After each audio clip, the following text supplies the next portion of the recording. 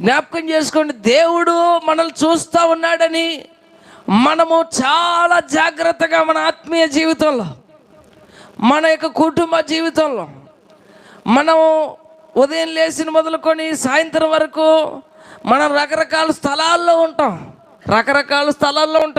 రకరకాల పరిస్థితుల్లో మనం వెళ్తూ ఉంటాం.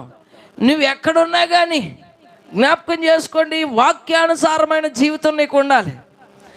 ఈ చర్చిలోకి రాగానే చాలా భక్తిపరుడుగా, చాలా ప్రార్థనాపరుగా ముసుగేసింది మొదలుకొని గొప్ప ప్రార్థన చేస్తారు మీరు. హల్లెలూయా, హల్లెలూయా. వాక్యానుసారమైన జీవితం కావాలి. ఎంత పెద్ద ప్రార్థన చేసే ఎంత గొప్ప వాళ్ళం అది కాదు, వాక్యానుసారమైన జీవితం కావాలి, వాక్యానుసారమైనటువంటి మాట తీరు కావాలి.